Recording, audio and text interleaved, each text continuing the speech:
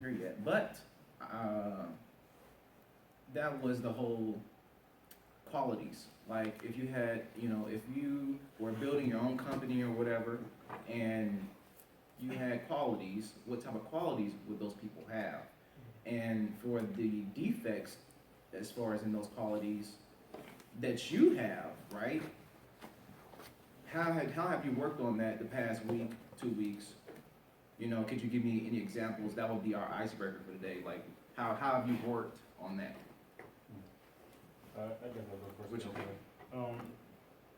I love practicing martial arts, and a lot of like what I know, it's like kind of a little stiff. So I've been mixing together different martial arts like Twisting Tiger Kung Fu, Wing Chun, and Jeet Kune Do Okay. into a stance where I could do that and a little bit of Kali Salat. Like those 4 or 5 martial arts at once. So I was just putting it together in a way that I could do it. So I guess that was like my part of my creativity or lack thereof. Okay. So work on your creativity. Are any other defects that we've been working on? I know you weren't even here, so I'm sorry about that. You had traveled to Austin. But what about you? Just patience. Okay. Working on patience. With friends? Or what? Just people in general, because people can get on my nerves, especially when I get tired. So I feel you, man. I feel you.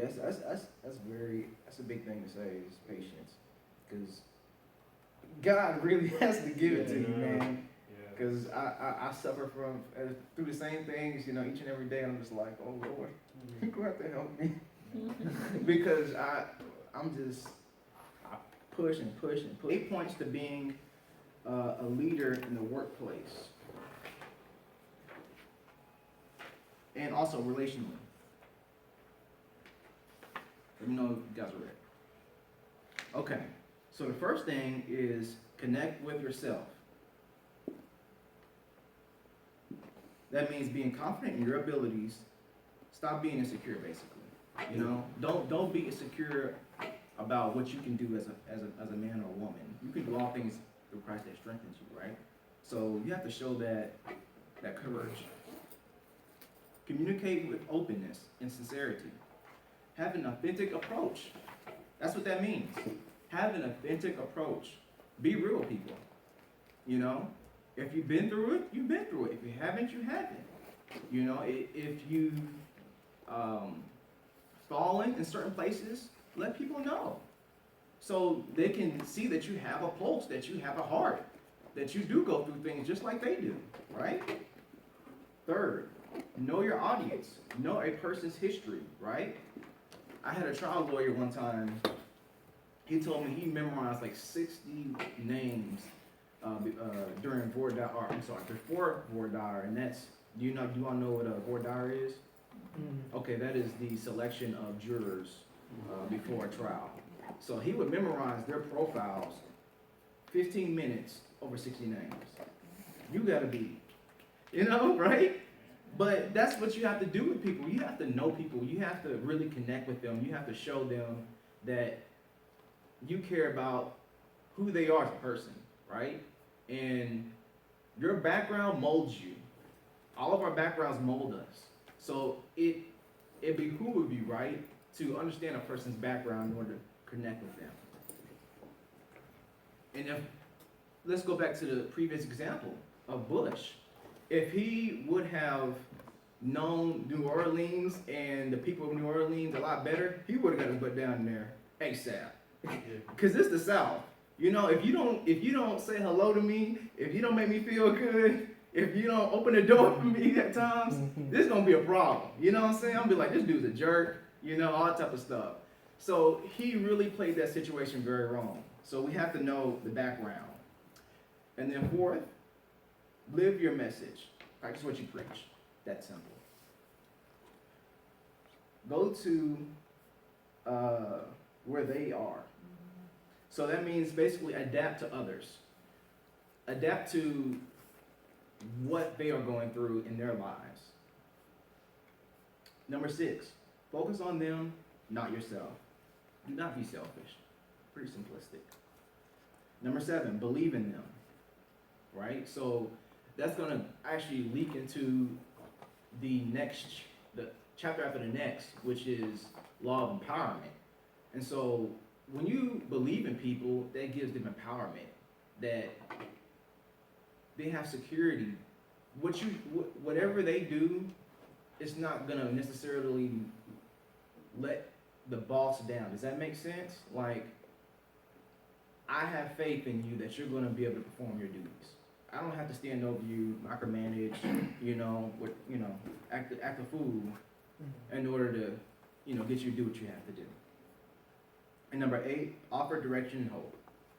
So as a leader, you have to, that's kind of like the end all be all. You have to lead people in the right direction. You have to be able to lead your own household in the right direction. You have to be that example. And so basically, when the law of connection is fulfilled, your followers will exhibit loyalty and a strong work ethic. So that's one of the last things he said in that chapter. And that's what we want to do. As a leader, you're gonna have people underneath you. You can't be in a position of leadership if you don't have followers. That's obvious. So you have to show these things in order for people to work hard, and be loyal. Make sure they don't go to another location and work at somewhere else, or go to another organization or something to that effect. So next is going to be the law of the inner circle. Go ahead, sir. I had a quick question. I didn't quite catch that point. Which one? Before you said believe in them, and after you said go to where they are.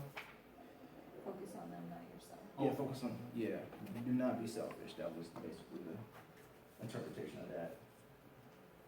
Okay. So next thing is going to be the law of the inner circle. So if you all want to, you can go ahead and flip to that chapter. And so the example I wanted to use for this was LeBron James. The example that the book gave was Louis Armstrong, but if you don't know, Louis Armstrong actually got popped for, what was it? Blood doping. So he got, y'all know that, right?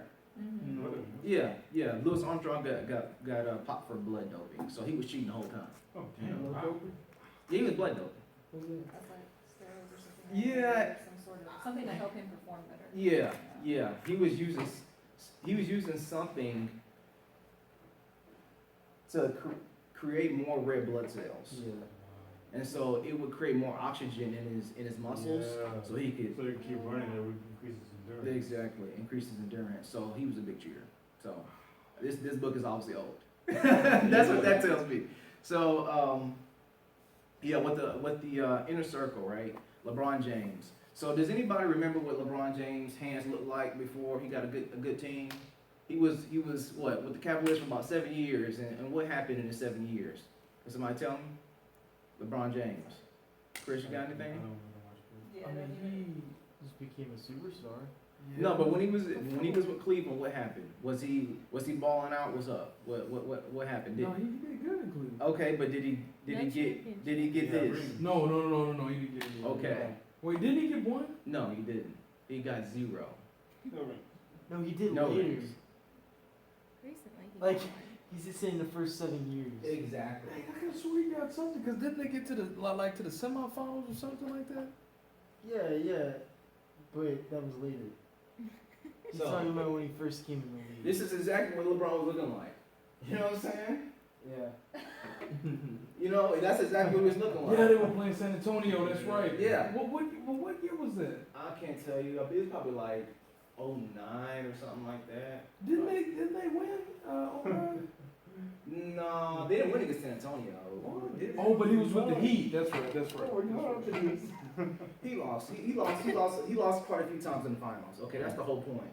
And it wasn't until he got with a legit team until he won. And so with the law of the inner circle, we have to realize that we need people in every position in order to have maximum success. I want y'all to write this down because this is very important. A lot of people will not get where they have to go to as far as their success is concerned because they don't have the right pieces in place.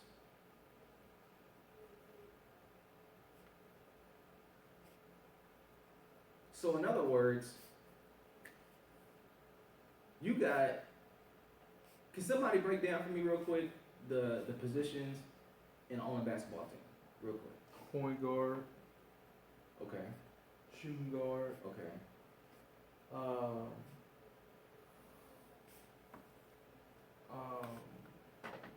Small forward, small forward, okay. Power power forward, forward, center. there you go. Okay, so what does the center do? Get rebounds. There you go. And he stays on a low block, right? He's on a low block. Power forward stays on a high block, right? And what is the I know, right? what does the small forward do?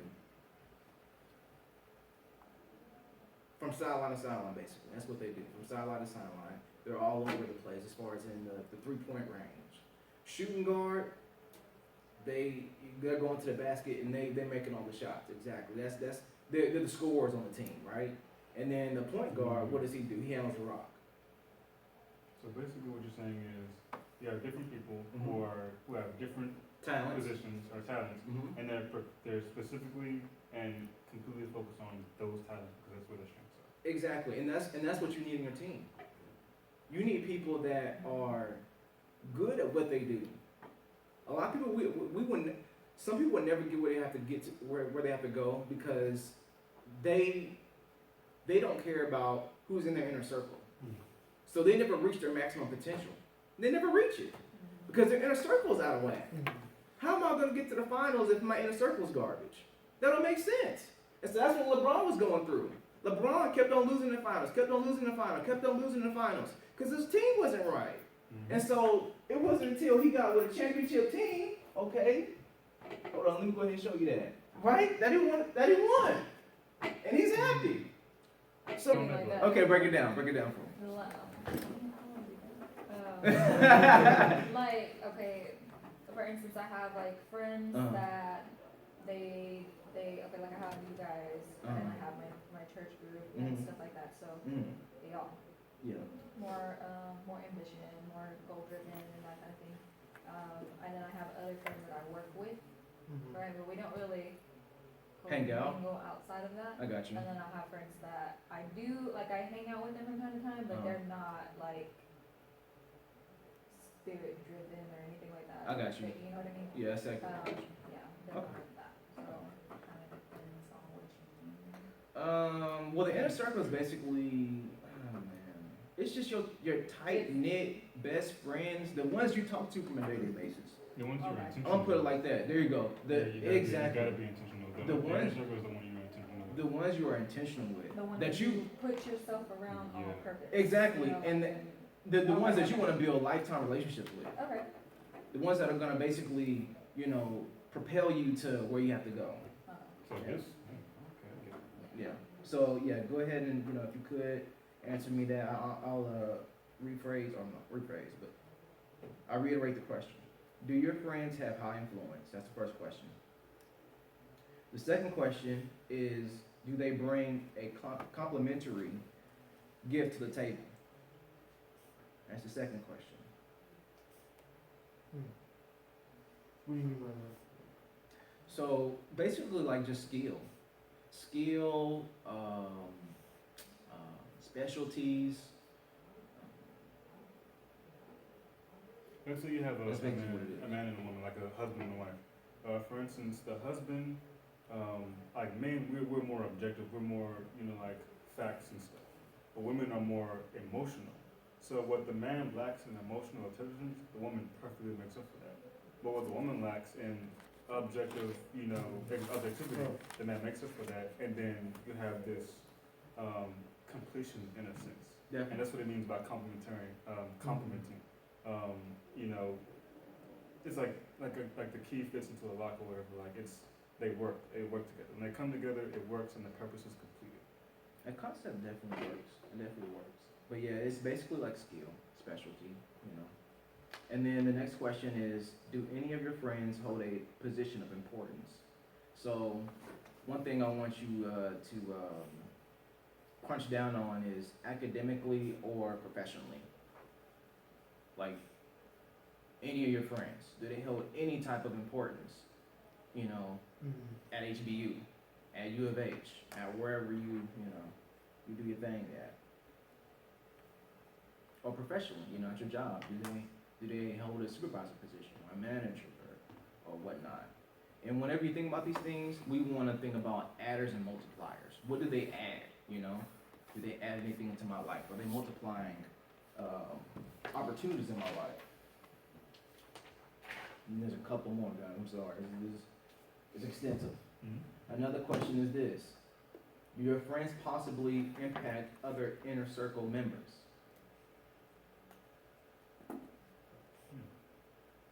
And do they display consistency, excellence, and effort in everything they do? That's the last one. So when you guys are done, go ahead and just please share that with me so we can discuss it. Like pass it to you? No. Like No, share. right now? Yeah, openly.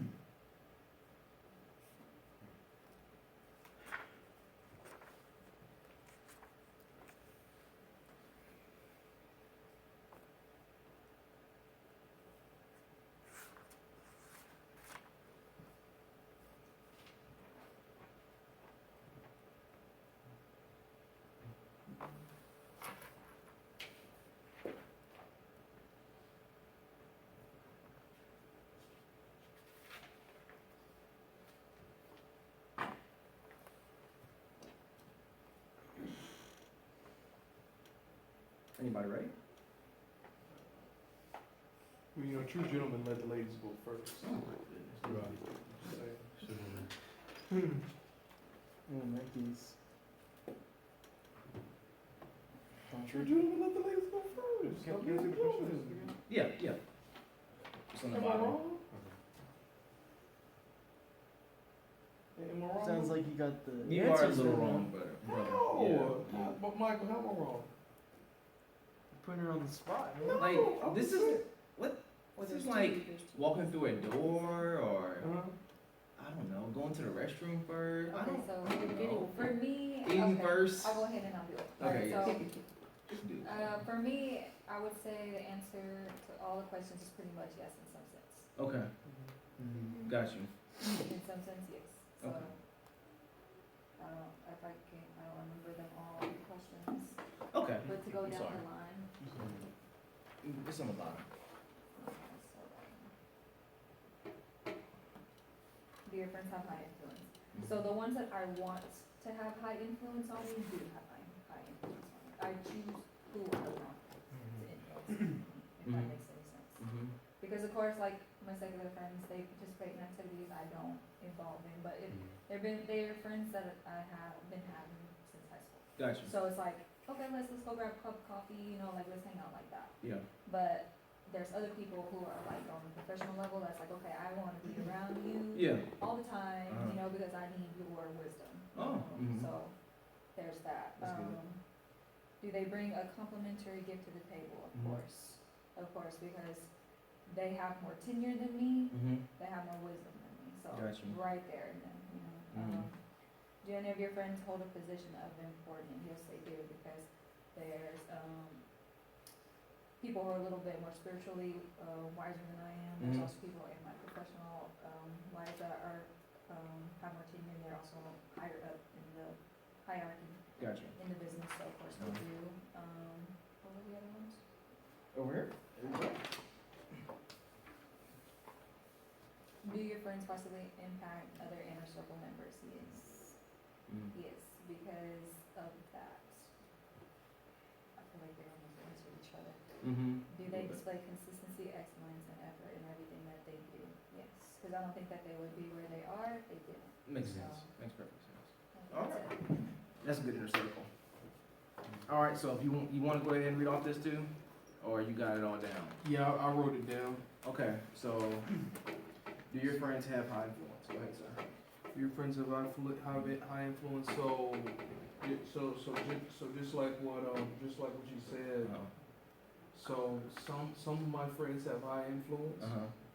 So Taylor has a lot more influence than an acquaintance who someone I say hi to. Understood. Now, when it comes to high influence though, it's mainly 2 or 3 key people that have influence, because Gotcha. I like the results and the fruit that they bear. So that's the tree that I want to plant. That's Mhm. the harvest I want to have. Gotcha. Do those friends bring complimentary gifts to the table? Some, again, some of them do, some of them don't, a lot of them don't, majority of them don't. It's the close 2 or 3 people that bring the most of the gifts to the table. Like, since I've been living with Taylor here on campus, Taylor's tremendously helped me out with discipline. That's good. Discipline just has been key, and discipline is one of my areas that I lack. Discipline and control of passion.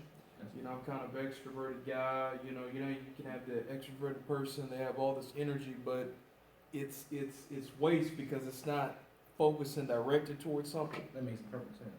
And so Taylor even told me, and I'll never forget it, on our way to the Starbucks, 'cause him and I would go to Starbucks and study, 4 or 5 hours at a time, going at it.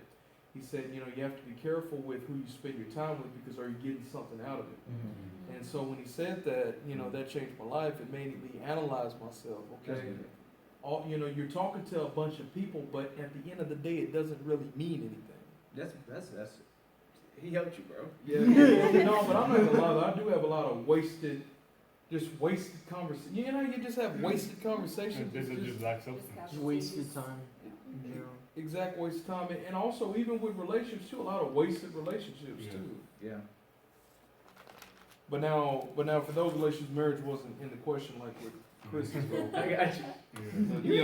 I'm keeping it real. You ain't gotta point no fingers. I'm just keeping it real. I mean, you know what I'm saying? I got you, bro. Do any of your friends hold a position of importance? Taylor does. Taylor does, and a few other people do. But the key issue is that I was having was that I even asked Taylor this too. I asked, Taylor, why do we click so good? Okay, I can click with Taylor, but it's amazing if I do it with someone else, me and that other person don't click the same way that Taylor and I click. And so what I was trying to do was have everybody click like Dante or Michael, or Dante and Taylor, or have that close click, but you can't get close knit with everybody. That's true. And I think that's crazy, but some people have different, Personalities. Yeah, they have different Yeah. personalities. or are Yeah. they trying to go or they're Different not. cultures, sometimes they're set in their ways. Yeah. A Yeah, lot of definitely. different reasons. So not everybody's. I feel like not everybody's trying to grow and become better. That's what I think is the. That's Yeah, not but everyone is trying to Not improve. everybody. Some people don't care. Some people are comfortable where they are. Yeah, exactly. So then it's like I'm trying to go right, Stagnant. and you know what I mean. You're trying to go left, and it's just. In a relationship, it's unequally yoked, like the Bible teaches. And the thing is, like, if you're yoked with this person, you're literally like connected to this person. You're going one direction. This person just want to either sit still or go another direction, and you Correct. just end up hurting each other. Exactly. So you end up having a couple relationship. For both of you could be beneficial. Gotcha. Oh, okay. All right, sir. Next question. Do your friends impact other circle members? Yes, they do. Yes, they do. In fact, there are certain people that I see that Taylor will be like, Dante, where are you hanging out with so and so? Yeah, I'm makes like, sense. I don't know, just because. You know what I mean? And so it does impact. It does impact. And then, are your friends consistently displaying effort? Unfortunately, for the most part, yeah. But again, we're all human, so we're all gonna have our weak moments and our weak points. So 100% of the time, no, myself included. Okay. That's very transparent. Very good. Thank you. All right. Thank you. Taylor, want to go ahead? Can I borrow the? Yeah, go ahead. It's at the bottom. There you go. Thank you. Oh, you want your wife to go? Oh, you didn't? I don't know if you're gonna go or not. Go ahead. I read stuff. Oh, I know. Yeah. Dang! Go ahead. Go ahead. Savage. You go ahead and go. Then Taylor. Alright. Do you want the key or? No, I wrote it Okay. down. All right, go ahead. Alright, so do your friends have high influence? My circle is, I have some people that do and some people that don't. Do they bring a complimentary gift to the table? Some do, some don't. Do they hold a position of importance?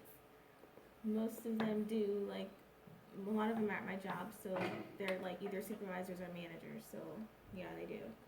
Do they impact other inner circle members?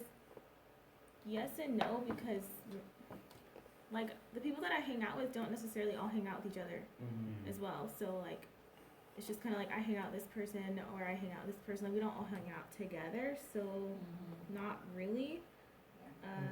I guess kind of like at work they do more than they don't. And then do they present consistency, excellence, and effort? There's only like one person that does all the time. Who is that? It's me? That makes us like, no. Okay, well, You see you know, there's you. Okay, so I guess there's two people then. You and No, bro. Angela. It ain't me no more. Oh, my previous manager. Sorry, Angela. Go ahead. Me? Yeah, she's done. You friends of high influence? Yeah, yeah, they have high influence. Now, whether that's influence is a good thing or a bad thing, I mean, that's up for debate, to be honest. Yeah, it's me thinking a lot. Do they bring a complimentary gift to the table? A few do.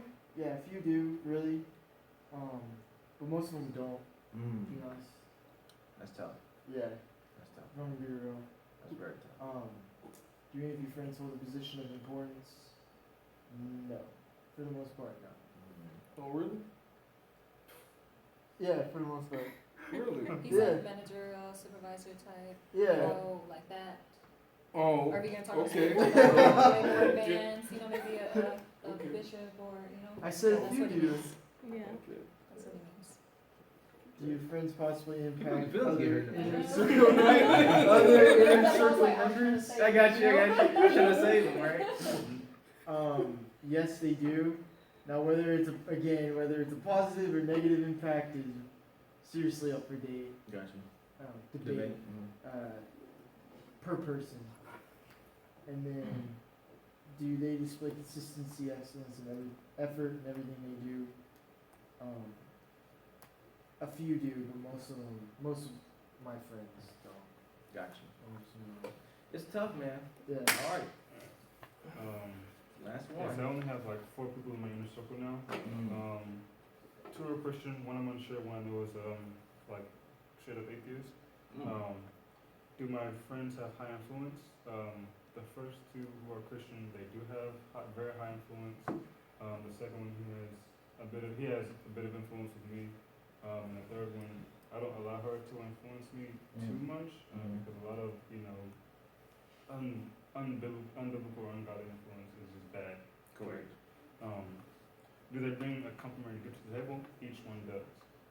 Like for instance, Festus, he's very intentional in his relationship, and that's a part where I really lack in. And so I learned from him how to be intentional and stuff like that. I struggle with patience bad. He's been extremely patient with me. Man, like there are sometimes I'm not just thinking about education and cry because I've never had someone as patient with me as he has been. You know. So I thank God for that. He's been patient with me. All of my friends have been very patient with me. That's great. So Kasha, she like what I lack in like how to deal with emotions and stuff like that. I'm able to learn that from her. My friend Kaylin, he's really good at practical matters, and so I'm not really good at that, so he helps me with that. And my friend the atheist, she's pretty good actually with relationships, and she helps me in that regard. And how to open up in certain ways, stuff like that. Do any of my friends hold a position of importance, academically and professionally? Both Festus and Kasha, of course, they're very spiritual powerhouses in my opinion, because they're wiser than me, they've had more experience. They've been through more, so I'm able to learn a great deal from them, things I never even think of. Okay. My friend, he's more practical, so there are a lot of things that he knows practically that I'm not aware of yet that I'm able to learn from him. And my atheist friends, she's not really in a position of a high position right now, Yeah. but they are all adders. Festus and Casher, they're adders and multipliers. But my other two friends are adders, so they all benefit me in some regard. That's good. Do my friends possibly impact other inner circle members? Festus and Casher, I'm pretty sure most of them, because I know Festus has discipled with me and Dante. So, and I mean, I'm pretty sure he's influenced all of us, so it's obvious. And so is Kasha, but I'm not sure how much. Do they display consistency, excellence, and effort in everything they do? My first three friends do. I'm not sure about my other friend, the atheist friend, because we don't talk as much as I would like. Because they definitely display consistency, excellence, and effort.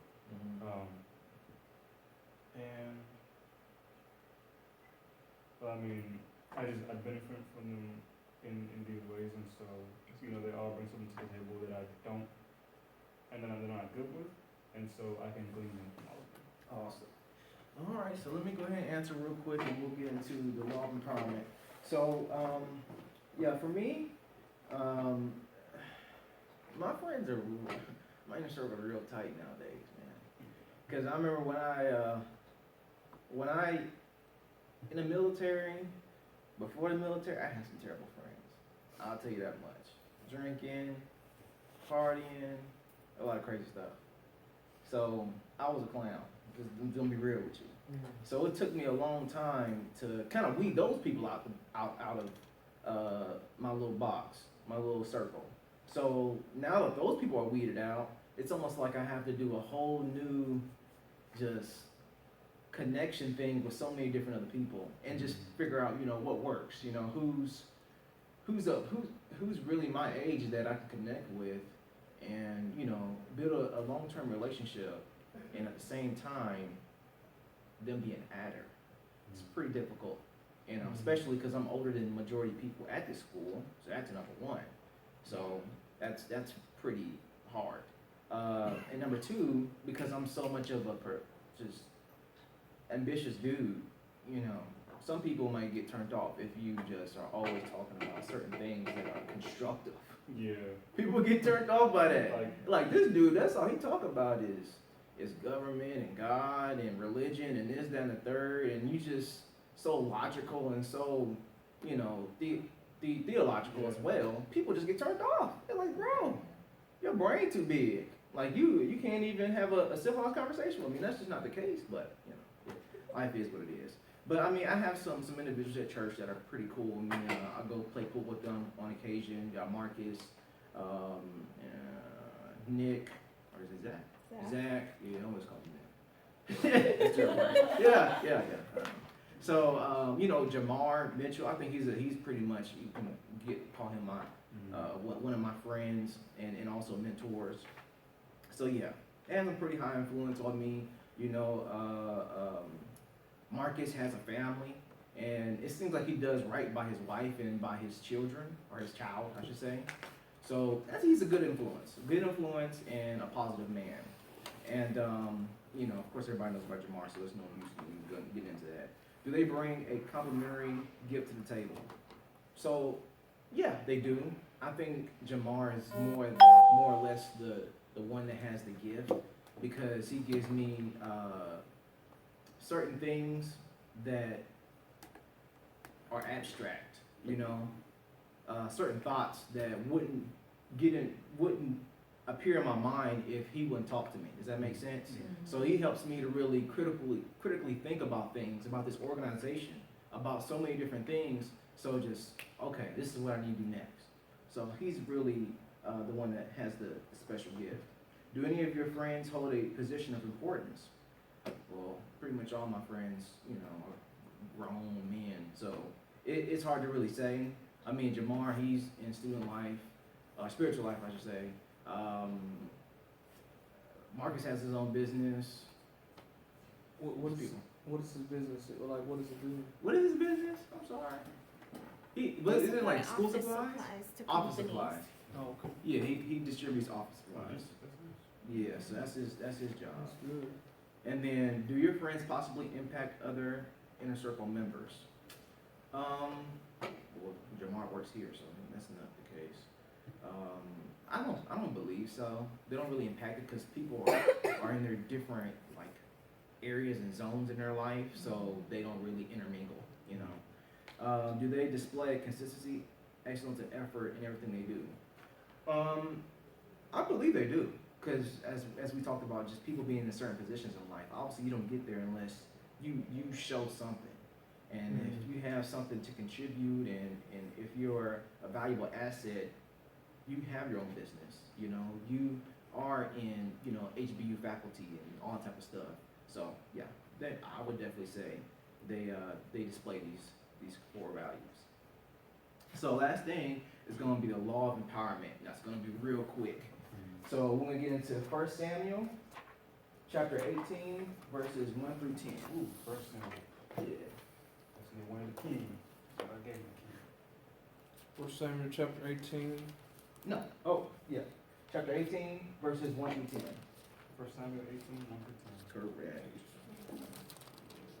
So if we could break it down in 3 verses per individual.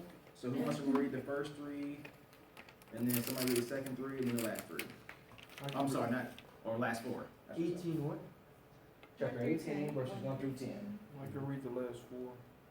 Okay, so who wants to read the first 3? I can do it. Okay, and then who's going to read the second 3? All right, let's go ahead and shoot off. You ready? Yes, sir. As soon as he had finished speaking to Saul, the soul of Jonathan was knit to the soul of David, and Jonathan loved him as his own soul. And Saul took him that day and would not let him return to his father's house. Then Jonathan made a covenant with David because he loved him as his own soul. And Jonathan took off the robe that was on him and gave it to David, with his armor, even to his sword and his bow and his belt. So David went out wherever Saul went, or sent him, and behaved wisely. And Saul set him over the men of war, and he was accepted in the sight of all the people, and also in the sight of Saul's servants. Now it had happened, as they were returning home, or coming home, when David was returning from the slaughter of the Philistines, that the women had come out of all the cities of Israel, singing and dancing to meet King Saul, with tambourines, with joy, and with musical instruments. The women sang as they played and said, Saul has slain his thousands, and David his 10,000s. Then Saul became very angry, for this saying displeased him. And he said, They have ascribed to David 10,000s, but to me they have ascribed thousands. Now what more can he have but the kingdom? Saul looked at David with suspicion from that day on. Now it came about on the next day that an evil spirit from God came mightily upon Saul, and he raved in the midst of the house. While David was playing the harp with his hand as usual, a spear was in Saul's hand. All right, read the last part. And Saul hurled the spear, for he thought, I will pin David to the wall. But David evaded him twice. So, just to get a quick exegesis on that, I'll let you guys ponder for like 5 seconds and then go ahead and share thoughts about it. I love this chapter. It is the best chapter in this whole 2 books.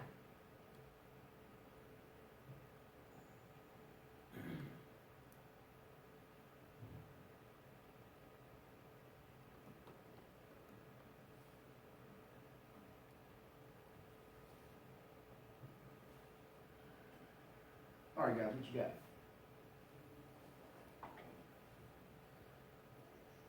Jealousy. I think we hit it on the head, and I'm going to say nothing right now. Who else got something?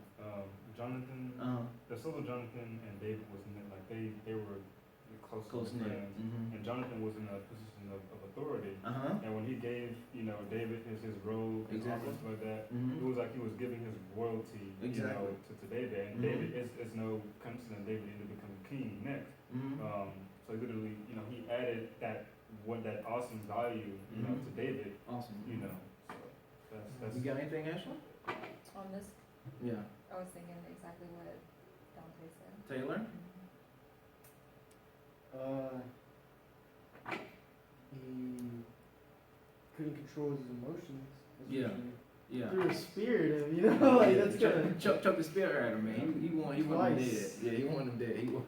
I want you guys. Yeah, exactly. But So I'm questioning the angry spirit from God, the evil spirit from God, though. The evil spirit from God, remember? In 10. Go ahead and look over it. Harmful spirit from God. I don't think it says harmful, so I don't think they mean evil, I think it meant harmful. Oh, cause Cause mine says it's like translated Yeah, into harmful. the next day a harmful spirit from God rushed upon Saul. yeah, but from Oh, God. you have to remember whenever, because the thing is, God allows people to make their own decisions. Now, in the instance of Pharaoh, when it says God hardened Pharaoh's heart, the thing is, man is born in sin. That's what allows Saul to just throw the spear. Because at first, Saul was like kind of under control. God had him under wraps. And then God released his restraints a little bit and allowed Saul to do whatever he wanted because, well, you know, it's usually an act of judgment against that person to show God's glory, God's power to his people to show, you know, hey, I've saved you from this person, you know, worship me. Don't, and that's the thing. That's why they made the Passover so they can never forget that God has saved them from, you know, from Egypt. But the point here is that God had judged Saul's sinfulness by releasing his restraints, which is what led to Saul's jealousy, and that ended in him wanting to kill David. It's just God releasing his restraints. Because the thing is, God doesn't have to create sin in the human heart. There's already sin there. All God does is just moves his, you know, hand from protecting that person from being utterly sinful and lets them do what they want. You find the exact same thing in the first chapter of Romans. Day. Bro, he just killed it. Okay. He gave you the business, so I hope you understood that. I'm hoping you understood it. But yeah, basically the same thing that he was saying earlier. Yeah, there was definitely jealousy there, right? And I would like to highlight the same thing you just talked about with Jonathan. They were close-knit friends, right? But Jonathan recognized David's power. And so that's what we're going to get into as far as in the law of empowerment. He recognized his power. Jonathan was higher in the food chain than David was as far as in probably rank and position, right? So it follows that, I'm sorry, I lost his name. Jonathan, he gave his stuff to David. He gave his tunic and all that type of stuff. And that was definitely a showman of leadership. Of, look, I see what God has upon you. I see where God is leading you, and I'm going to give you what I have. You know what I'm saying? I'm not going to be distraught. I'm not going to seek to destroy you like Saul was trying to do. I'm not going to act in jealousy, but he acted in empowerment. He acted in faith and in love. He was like, man, this is what you got going on is tight, you know? I'm trying to tell you, Saul, you can tell, like you just said, he was already in the flesh. He seen the women come out there, you know, they screaming and hollering about old boy, you know what I'm saying? He like, what? I'm the champ right here. You know what I'm saying? I've been doing stuff for years. That's my reason. Yeah, he's right, right? I'm pretty sure he's like, and you know, back in those days, they had a lot of wives and stuff like that. So I'm pretty sure it vexed him immensely. Like, you got all the ladies out here talking about David, you know what I'm saying? And I've been out here slaying cats for a long time, right? And then all of a sudden everybody wants to talk about this new guy, the new thing. And so, human nature, right? Selfish. We're all sinners, right? By nature, we want to protect ourselves. We want to protect our names and our legacies and things like that. So, in an act of jealousy, he tried to kill him. He tried to wipe him off the face of the earth. So nobody knows about David's story.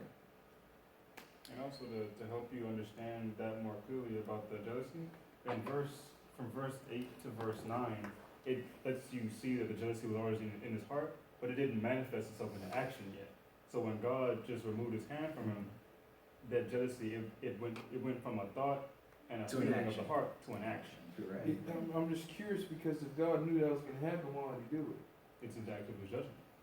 Of his judgment. Yeah, because the thing, it's God's judgment. Because the thing is, God allows things to happen. Now the Bible says he has mercy on whom he has mercy and compassion on whom he has compassion. So it's a part of, God's sovereign will and allowing what he desires to come to pass. God ordained for David to become king. Period. Point blank in the story.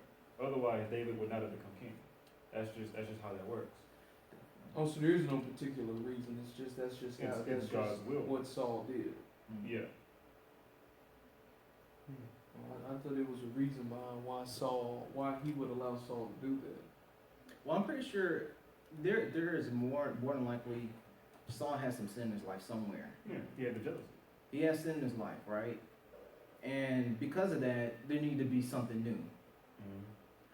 God knows all things. We don't know all things. Even in the Bible, there's certain character traits or certain things that are not revealed to us, but it leads to assumption that, hey, this individual probably has sin in his life. There's probably something going on. God was like, you know what? I'm gonna let you go. I'm gonna let you roll. You know, you already worried about what everybody else saying about you instead of worried about what I'm saying. He probably had his blindfolds on for a long time, Yeah. not even obeying what God was saying, His commandments and things like that. And so he was just like, you know what? I got somebody else coming in. So that's how the story goes. So all right, Okay. we gotta get on to the end of the law of empowerment. So real quick, the law of empowerment was basically about Henry Ford. So Henry Ford, he had, of course, you know, everybody knows he created the Model T. Wasn't the first vehicle, but it was the first mass-produced vehicle in the United States of America. And so because of his success, he got the big head, and he was unable to basically innovate something greater than what he already made. And his team came in and it was like, hey, look, you know, we got some more things for the project, for the Model T project. Let's do something different. And he shut it down. So let's go ahead and read that. This is on page 142. Nah, you didn't have the workbook. Yeah. Yeah. Page 142.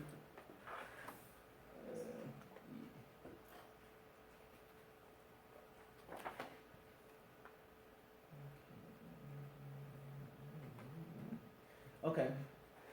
So let's start from however, and we can end in the middle of the second paragraph. Could somebody please handle that for me? However, all of Ford's stories had about positive achievement, and one reason is that he didn't embrace the law of empowerment.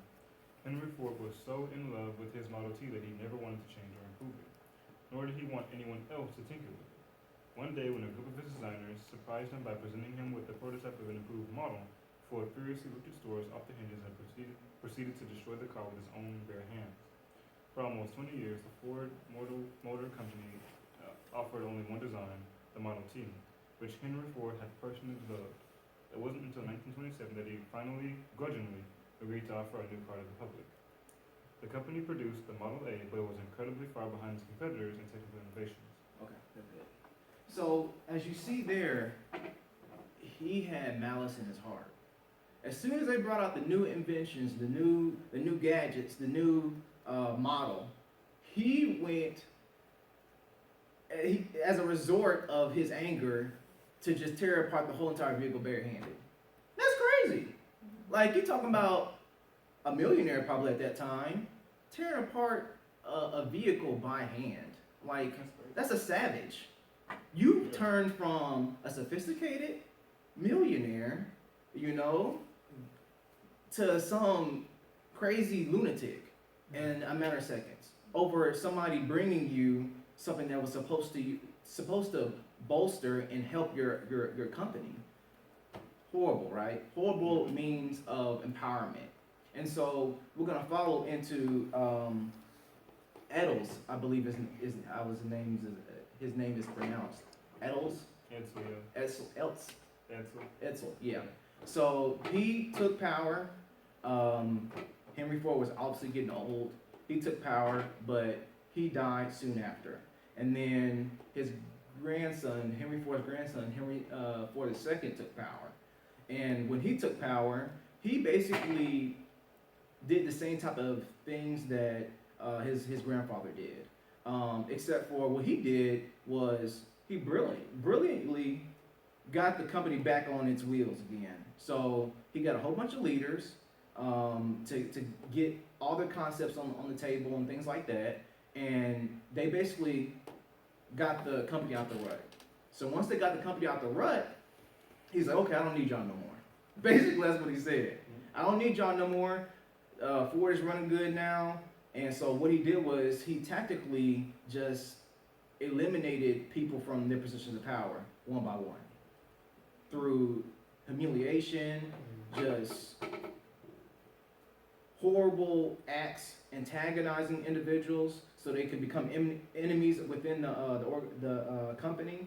So he utilized anything necessary basically to sustain his power. Anything that he viewed as a threat, he was trying to get rid of it immediately.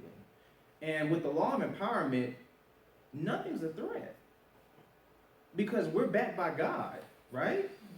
We're backed by God. So if you're backed by God, why would you resort to those types of actions? Obviously something else is backing you. And it's something that is evil. And when you see something good happening, you have to destroy it immediately. So that's a great example of empowerment. And so we're going to go ahead and get into the barriers of empowerment, and we're going to close. So here are the barriers of empowerment. Number one, desire for job security. Continually empower others and help them develop so that they become capable of taking your job. So that's very key, right? If you're in a job and let's say you're a manager or your supervisor, you need to be preparing your employees to basically take their job. So like for me, I want to prepare you all to one day step in front of people and be able to talk.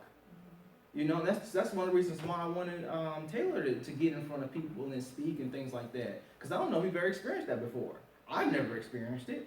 So I wanted him to get that experience as well. As my vice president, hey, I want you to go ahead and go out there and be comfortable around people and be comfortable with public speaking, because I'm pretty sure you're going to do it in the future if you plan on being a doctor and things like that.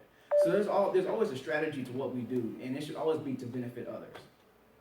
Also, resistance to change. Leaders become agents of change.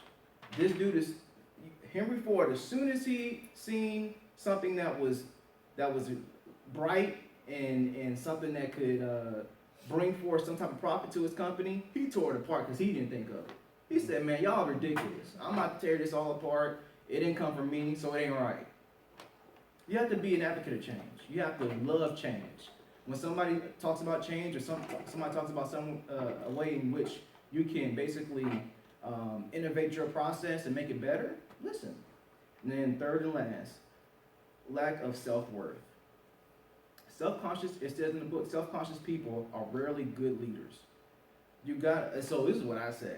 You gotta be willing to take risks. You gotta be willing to take risks, and you have to be willing to look silly sometimes.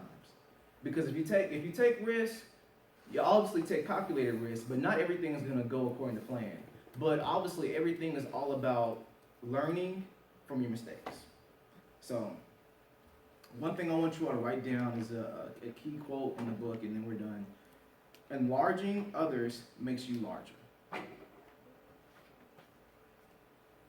So just like in the Bible, when we talk about Jonathan, he's enlarged for what? Giving his tunic and his belt and his materials to David.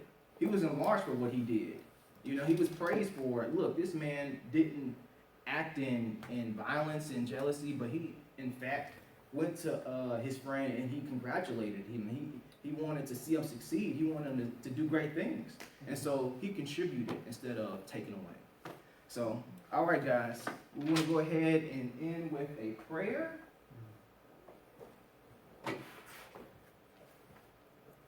Does